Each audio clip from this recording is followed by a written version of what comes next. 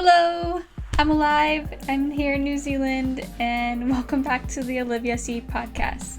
So, I know I haven't posted a podcast in a little bit. I've been getting a few questions of what's happening, what's going on. If you guys have been following my podcast and know me, or my YouTube channel, whatever you're watching this on or listening, I moved to New Zealand, and that's kind of what's been keeping me occupied. Kind of trying to figure out what I'm doing. The Bianca trademark, I don't know what I'm doing with my life. But it's really, really awesome here. It's beautiful, the people are great, and I keep getting questions rolling in about what I am doing, what I'm liking, and mostly questions about the little Zesty here, about how he's handling the move to New Zealand. So I decided to dedicate my first podcast in New Zealand, even though it took a month to do. I apologize. Dedicate this episode to Zesty and the process of bringing a dog to another country and how he's handling it and what it's like living here with a dog. You guys have also, like I said, been sending me questions, so I'll answer those first because I think the Zesty is going to be the majority of the podcast. So I want to thank you guys, first of all, for being interested in what I'm doing. Maybe it's curiosity because I haven't met too many Americans here. A lot of French people, Germans, and a few Kiwis. You would think that, here in New Zealand, and I haven't met any Kiwis, but I know a couple. And what the water is like and such, because that's why I moved here. I moved here to be in the water and try something different and step out of my comfort zone to meet new people, and everyone knows that's not my strong suit, but here I am to answer your questions. So, first of all, I want to say that I am in like a weird outdoor room thing, and there's construction going on, so if there's any like weird noise, I apologize. I haven't really found a home per se yet. I'm still in my Airbnb at the moment, and until then I don't really have the best setup, but will do until I do. So with that being said, I have any questions here that everyone sent in. I put on my Instagram. I usually, before I do a podcast, I have people send in their questions and go over it the next podcast that I record. And it usually depends on the topic that I'm talking about or something. So, majority of the questions came about Zesty, like I said. But the first few I'm going to start off with were some pretty good questions. And we'll get through them pretty quick. And then we'll talk about the whole Zesty situation. Okay, so very first question is, have you found a job? Yes and no. I started applying to jobs right away. It's kind of easy, so I should say that I am in Auckland, so I'm in the North Island of New Zealand, and I think since it's the busier time of the year, it's Christmas, even though it doesn't feel like Christmas. I'm used to it being cold. It's very summer and hot here, but for jobs, I did apply right away, and I got 2 job interviews right away, and they were both for a cafe job, and I got the job offer. What I did, which I don't know now, looking back at it, if it was a good idea or not, I turned them both down. And I don't know, I think when I first got here, it was the very first week. I've been working almost like 3 jobs for a whole year. And I'm like, what am I doing? I just got done working so much. Why am I rushing to get into another job right away? Like, I have money to last me a while, but I know I'm going to need a job eventually, and so I just turned them down. And it was good practice, and there was nothing wrong with the jobs. One was a little far, but I don't know, I just didn't feel ready. And I also didn't have Zesty yet. He was still in quarantine, so I was like, well, what if he reacts weird? He's going to be going through this traumatic event. I should be there for my dog. I should, have a place to live, introduce him to a new environment. And so I just pictured myself going to work every day and him being put in an environment he also doesn't know. After the event he just went through, it just didn't seem fair.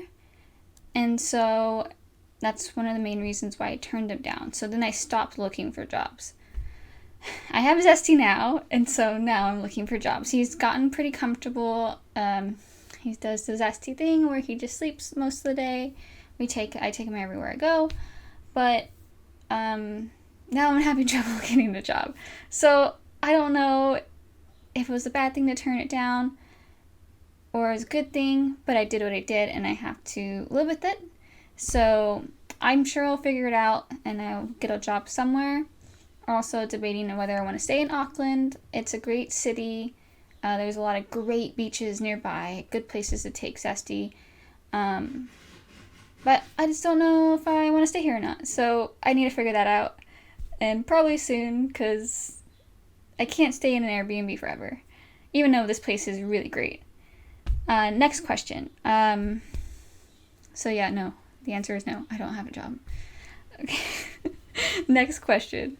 Favorite thing versus worst thing about New Zealand. There's so many good things about New Zealand. This is a tough question to answer because it's very broad. For a lot of you guys that know me, I was big about the no plastic use back at home in the US and how to, if you're interested in using less plastic, how you can do it, yada, yada, yada. And I came here and everything is super eco-friendly. Even their fast food, because they don't really have that many fast food places, serve wooden spoons and forks. Everything's biodegradable.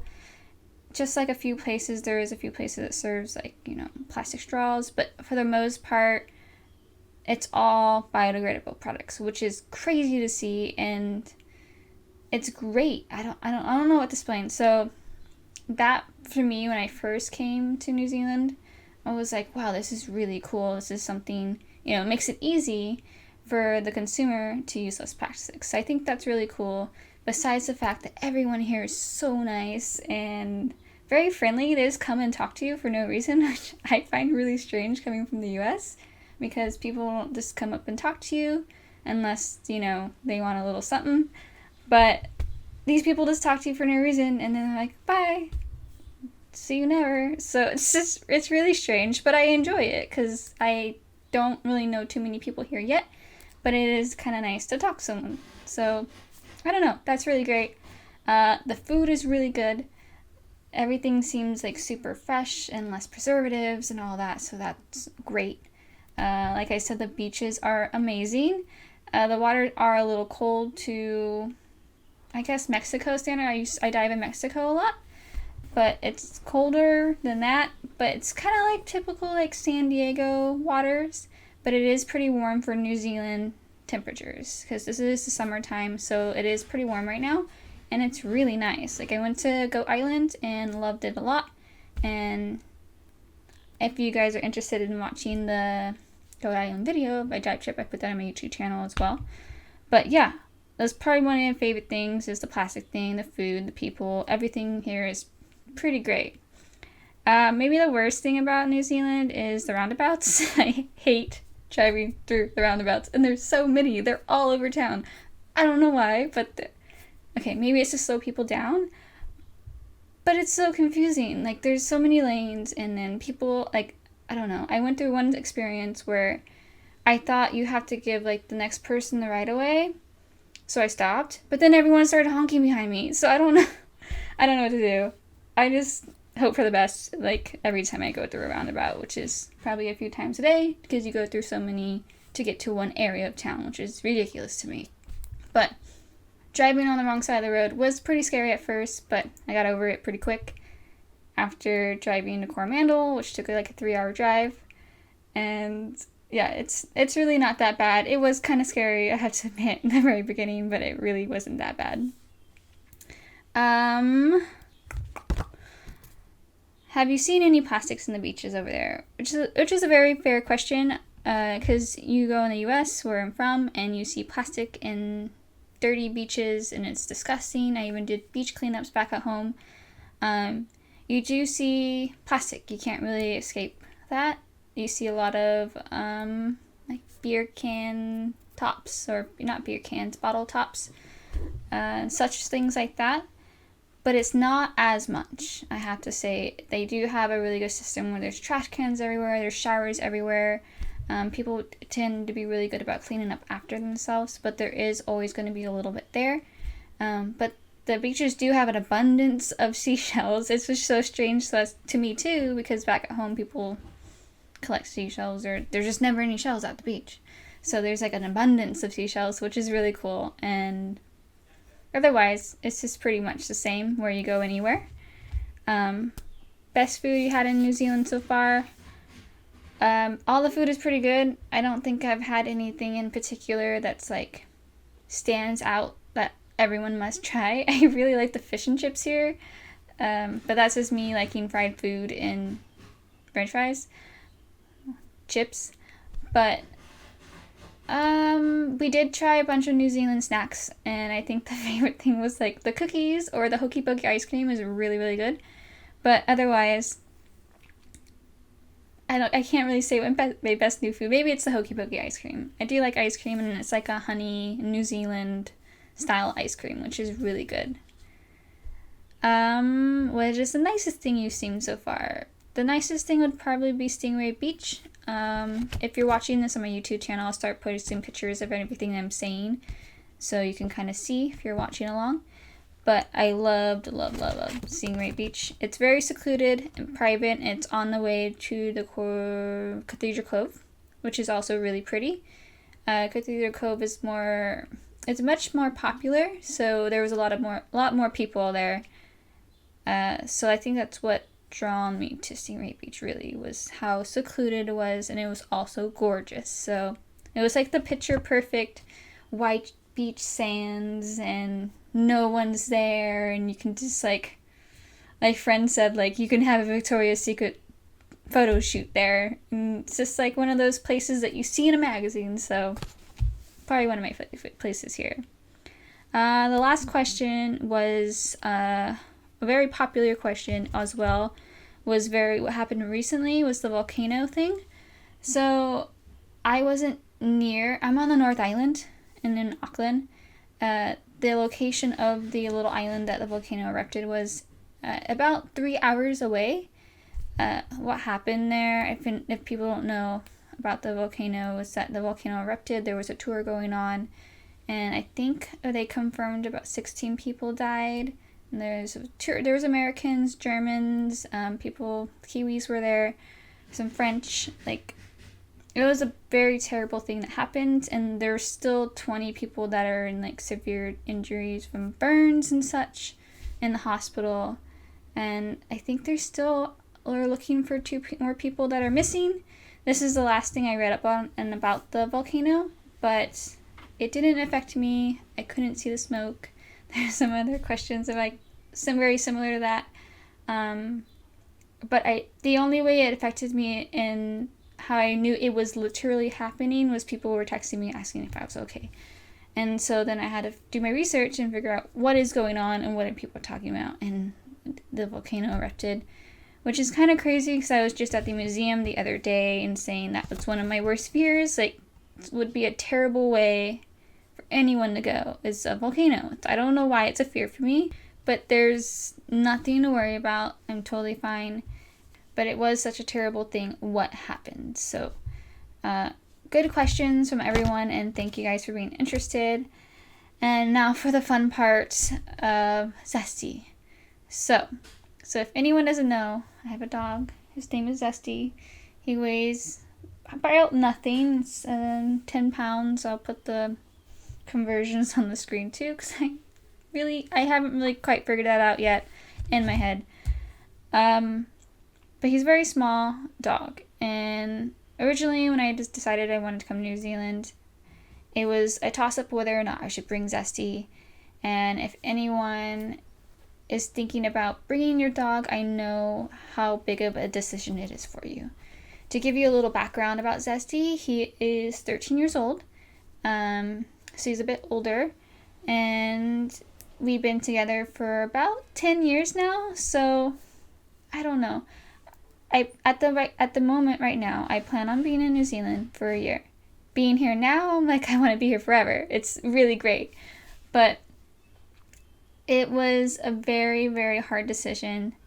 Okay, should I take my 13-year-old dog to another country not knowing what's going to happen? Like, it's such a tragic event that can happen on a plane. Like, putting your dog, first of all, through all this vet experience, or vet, what do you call them?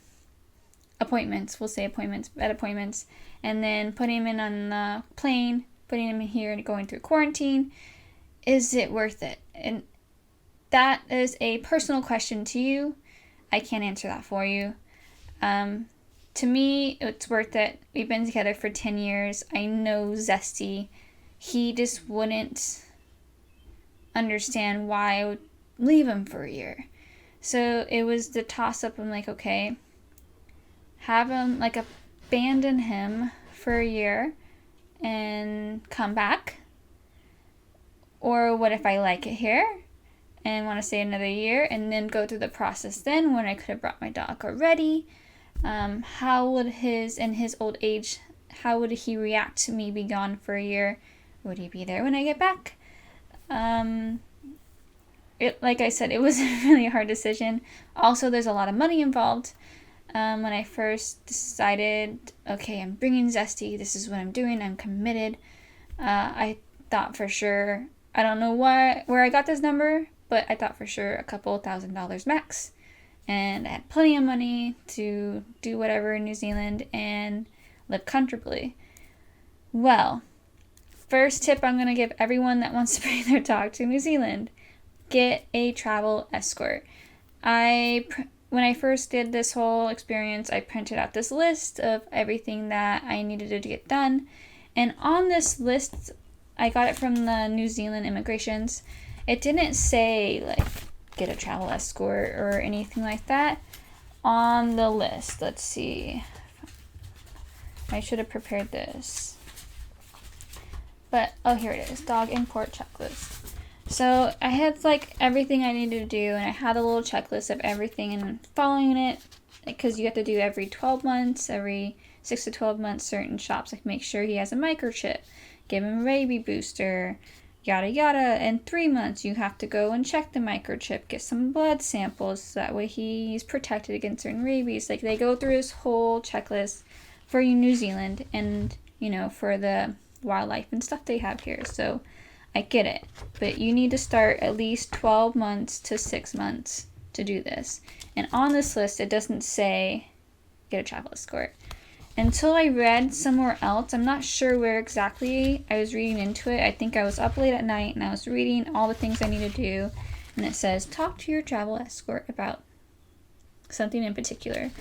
And I was like, okay, maybe I should get in contact with one of these travel escorts and, you know, maybe they can give me some advice. Well, I contacted one in Auckland thinking I needed one here because that's where we were going to start off in. And they sent me to one where we're going to fly out of, which makes more sense. So they sent me to one in LA because that's where I flew out of. I went through this company called All Paul's Express, and they talked to me there, and he's like, okay. And he got all his SC information, like how long you'll be in New Zealand, when you're going to go, what stuff have I done on the checklist, because this was already maybe 3 to 4 months away from my departure date. So I told him all the things that we'd done and all the things we still need to do, how old he is, his weight, because that's a big factor. If your dog's smaller, it's going to be a little bit cheaper. The more he weighs, the little bit more expensive it's going to be, I think, for the crate and travel purposes. So I gave him all the information, and then he said, okay, I'll give you a quote. Like, okay, I didn't think I had to pay for this, but whatever. So he calls me back within a couple days, and he's like, okay, I sent you the quote in email, and let me know if this works for you. But New Zealand requires a travel export for a dog. For any pet, cat, dog, they require it, so you have to get it. So, like, if it works for me, it has to work for me, right? So I go and look for it thinking, okay, well, it's going to be a few $100. No. The total cost of it, because it includes quarantine, and includes them taking care of the paperwork and You can talk to your vet and make sure you get everything through at your vet perfectly, and everyone's on the same page, and making sure he's going to pass this quarantine test when he gets here, so it's smoother for the dog to get through everything and less traumatic. You don't want the dog in quarantine longer than he needs to be or she needs to be. So he does all that for you too, or he or she. And the total, it blew my mind. I had to look at it twice, and it was like about $5,000. So going into this, like you're going to spend a lot of money once I got that. So keep that in mind. No matter the decision you make, it's going to be a hard one, but you also have to put the money into it. So at this point, I'm thinking, okay, I got this dog, and I'm going to put him through his experience. And then also he's taking half the savings that I saved up to come here. I also have to keep in mind I had to find a place that allows dogs, and backpacking with a dog is not very common.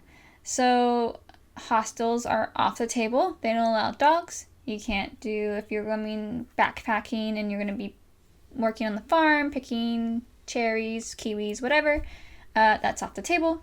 There's a lot of things that are off the table for you as soon as you bring your dog. So it depends why you're coming.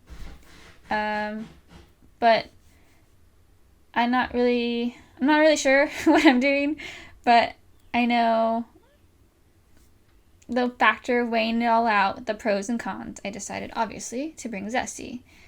It was just, the money thing was really hard to get around.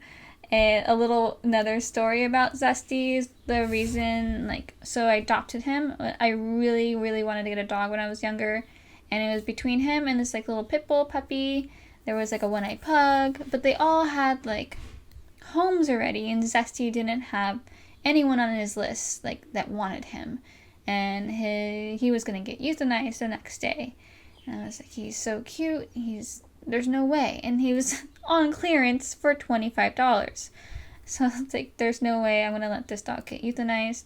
This puppy that I was interested in, it was a pit bull, has about 5 to 6 other people here with them that wants to take him home. This one-eyed pug has plenty of people that wants to take him home. Nobody wants to take this little dog that they called Monster. Monster was on his cage home. And I was at a point in my life where I was kind of living on my own, and I kind of just needed a companion. And he didn't have a home, I didn't really have a home, so it's perfect. I don't know, it just worked out. So that's the story of how I got Zesty. And for a second when I was it's really hard to see that I paid for a dog for $25, and now I'm gonna spend $6,000 just about, with all the vet fees and such, to get to New Zealand. And that was a really hard thing for me a few months ago to wrap my head around. But having him here now, the money it doesn't mean anything to me. Money is money. Money is always going to come back around. So it's your personal decision and how your connection is with your pet. If we've been together for 10 years, I don't know. I just can't have the heart to think that he may not be there when I get back home. So, gonna get all emotional. But, like I said, it's just a personal decision. That's the decision I went with. So just know that you need to get a travel escort.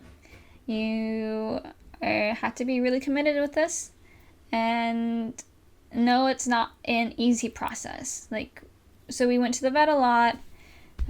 Each time you went to the vet, you have to pay some more money there. So that's not included with the travel escort. So you have to make sure that he has all his shots, everything is up to date, and you will work through this with your travel escort. I'll link the company that I worked with below if you guys are interested or happen to be going out of LA or anything like that.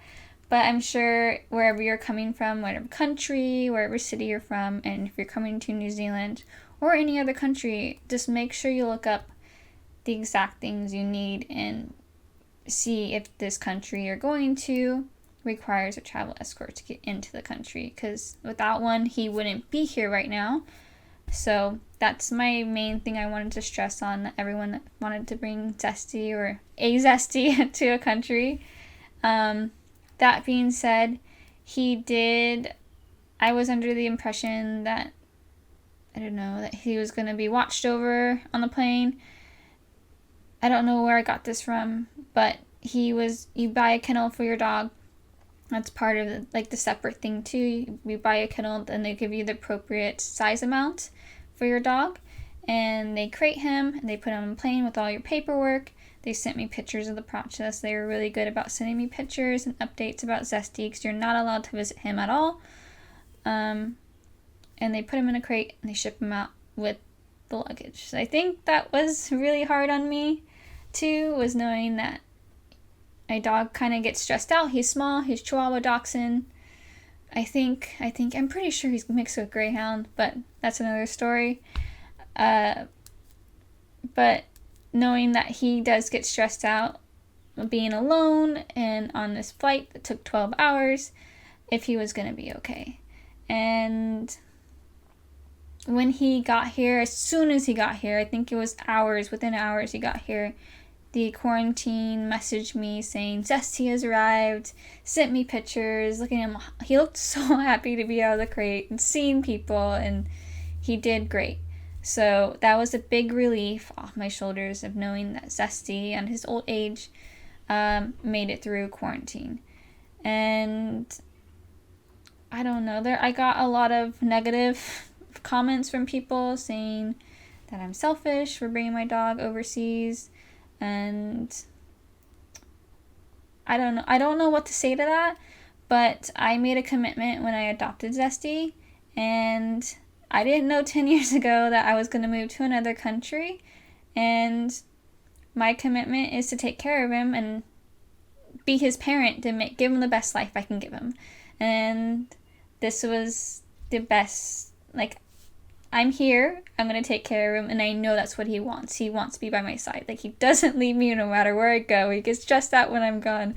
So I know in my heart I made the right decision.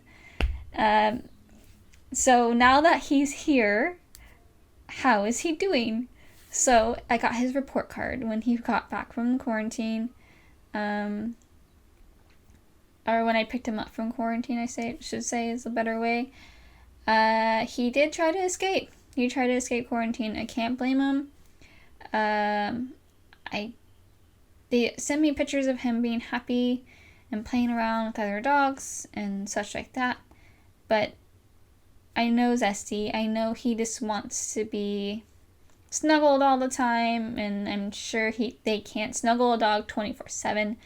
So I can see where he tried to escape, and I'll put the pictures up below. He scratched his nose, and that was a bit heartbreaking when I saw that, because I knew, oh my gosh, I'm putting my dog through so much stress.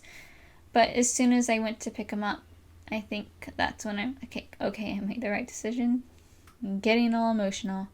But he's happy. Like I said, we go everywhere, and so the big question I've been getting too, because when I moved here, trying to research anything about bringing your dog is very scarce, and they don't show you much online. So they also say too that it's really hard to find a place to live, or get a job or anything with your dog. It's hard to do anything in New Zealand. That's what all the websites say. You can't bring your dog to certain parks, beaches, yada yada. It really hasn't been that difficult. I don't know if because Zesty's so small, but we jump on and off the bus if we need to go somewhere.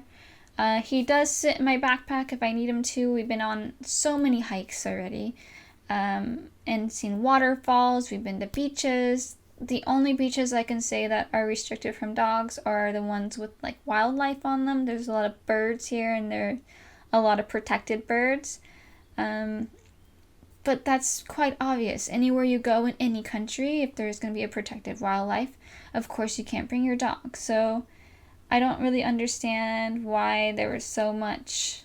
Maybe because, I don't know, maybe I am in the North Island. I can't speak for all of New Zealand, but I haven't had a problem taking Zesty anywhere.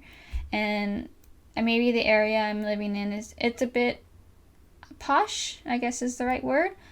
But even like I've been going to restaurants, we sit outside, there's patios, they bring zesty water, sometimes snacks, they spoil him. They, like, in the grocery store, I literally just stick him in my backpack. We get a few things and walk right out. The kids are petting them. The store workers are petting him. What else? Like, the housing situation is a bit more difficult no matter, like, but it's very similar. Like, no matter where you live in the world. Back at home when I lived in Arizona, it was more expensive because you had to put down a pet deposit. You have to pay a little bit more for housing. It's anywhere in the world. So I feel like there is a lot of stuff online that may scare people to bring their dog to another country. But it's literally the same. It's the same. Like, you're restricted from going to certain places because the wildlife. You're going to pay a little bit more in rent, yes. But it is possible and you can do it if you really want to. And that's kind of what I learned. And Zesty honestly loves it.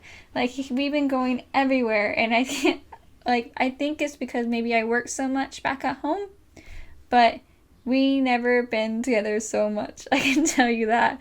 He's never been on a bus before. He's never gone to so many beaches in one day and like hikes, and he's been doing so well on the hikes. He's so excited, and then when he gets tired, he just hops in the backpack, and it's been great. And it's really nice to have a companion for me because I'm traveling alone. I've met people, I've made friends, and it's been really nice. But I can say it sounds kind of weird, but it didn't really feel like New Zealand could be a home for me temporarily until Zesty got here. And then I felt like my home is here. I think it's like we've been together for so long, 10 years. Like, once he got here, I felt safe and at home, and yeah, I can do this. I can live here, and I can make this work.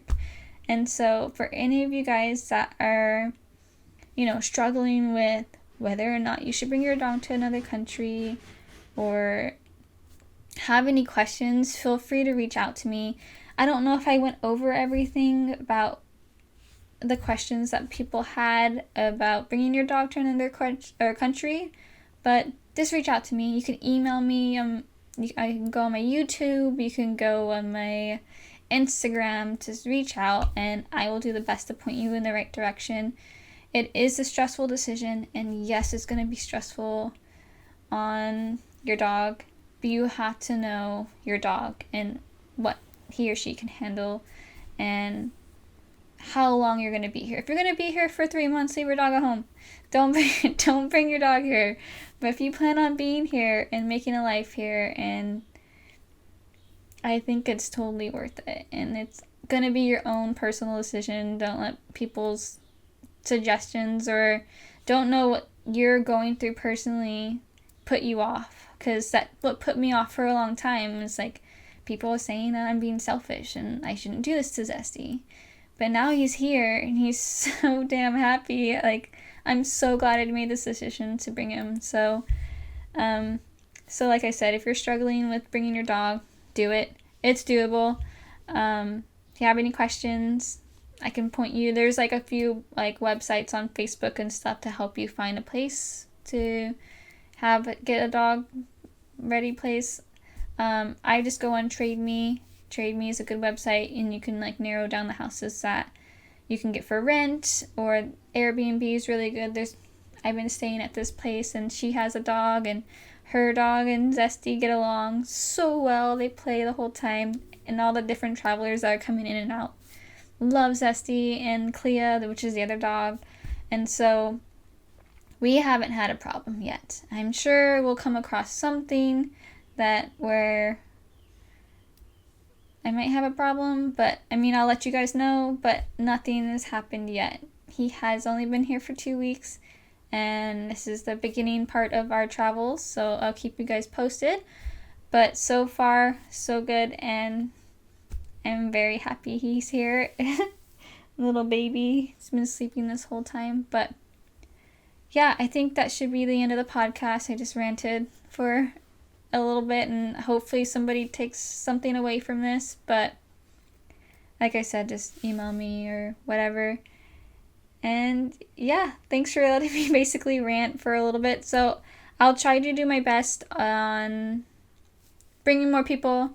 I think it'd be really cool to start bringing travelers that I meet on the podcast and kind of discussing why they're in New Zealand, because I've been meeting a lot of people and what brought them here. Like, I came here obviously with the water, so I'm going to be posting more stuff and about more dive videos and stuff, which I'm really excited about.